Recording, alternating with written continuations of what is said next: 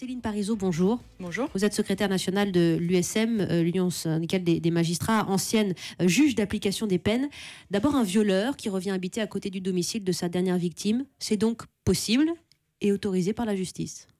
C'est possible à partir du moment où on a pris en compte tous les critères prévus par la loi, que la décision est rendue conformément aux critères qui sont attendus. En fait, le juge d'application des peines regarde toute la situation et pas seulement la situation de la victime et rend sa décision vu de l'ensemble des éléments, la gravité des faits commis, surtout la réinsertion possible de la personne condamnée, puisque c'est ça le critère premier. C'est ça le critère premier, mais l'avocat de cet homme, en l'occurrence, nous disait que la proximité aussi gêne cet individu, comme elle gêne, et on le comprend bien, sa dernière victime. Donc on a le sentiment que personne n'a été entendu, personne n'a été écouté, personne n'est satisfait.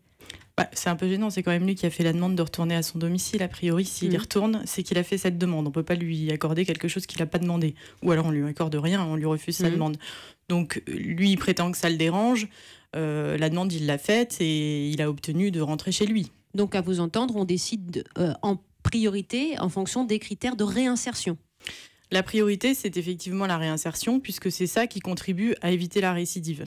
Si on veut éviter de nouvelles victimes, il faut que la personne se réinsère et qu'elle ne pose plus de difficultés. Alors, il n'y a pas de périmètre de sécurité.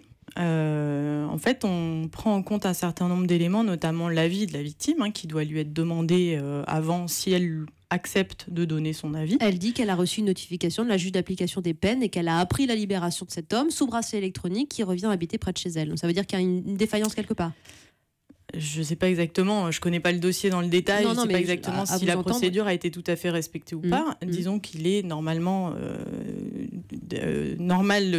prévu dans la procédure de demander son avis à la victime et qu'elle puisse justement faire savoir, ce n'est qu'un avis, mais qu'elle puisse faire savoir si ça la dérange, parce que si les faits ont été commis 20 ans avant ou 1 an avant, c'est déjà deux choses complètement différentes. Mais ça veut dire aussi que son avis peut ne pas être suivi, c'est un avis.